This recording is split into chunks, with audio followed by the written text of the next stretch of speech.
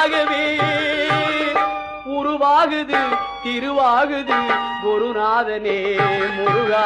கால இளம் கதிரில் குந்தன் காட்சி தெரியுது நீல கடல் அலையில் மயில் எழுந்து நடனம் புரியுது. கலையாதது நிலையாகுது கதியாகுது. கால இளம் கதிரில் குந்தன் காட்சி தெரியுது நீல கடல் அலையில் மயில் எழுந்து நடனம் புரியுது குருநாதனே முருகா.